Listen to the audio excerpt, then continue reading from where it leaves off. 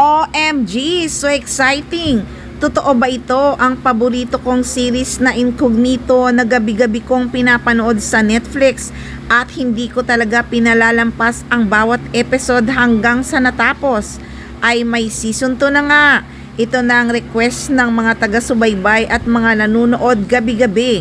Totoo ba na makakasama si Janine Gutierrez sa season 2? Wow na wow ha! Super exciting talaga ang balitang ito. Sobrang bongga kung totoo nga na makakasama si Miss Janine Gutierrez sa season 2 ng Incognito. Baka nga siyang papalit kay Baron Geisler bilang sniper. Wow na wow! Sa totoo lang, sobra akong nagandahan sa season 1 ng Incognito. Grabe, inis na inis pa nga ako sa tuwing Thursday wala silang episode. Dapat araw-araw na meron kasi nakakasabik ang bawat eksena. Lalo na ngayon kung makakasama nga si Janine Gutierrez sa season 2. Nako, siguradong magiging trending na naman gabi-gabi ang Incognito.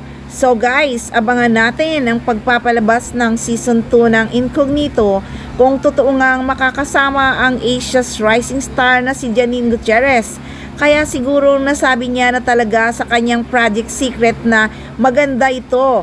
And I'm so lucky to be part of this. Meron na tayong update kahit papano sa project secret ni Janine Gutierrez. Incognito pala ito. Sana nga totoo ang sinasabi ng isang kapitbahay kasi maganda talaga ang Incognito. Exciting ang bawat episode. Sobrang exciting talaga ito kung si Janine Gutierrez nga ang papalit kay Baron Geisler bilang sniper sa seryeng Incognito.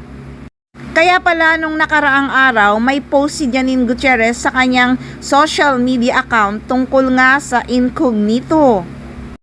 Nako, sobrang busy naman pala talaga ni Miss Janine Gutierrez. May movie pang ginagawa kasama si Charlie Dizon at ito ngang Incognito.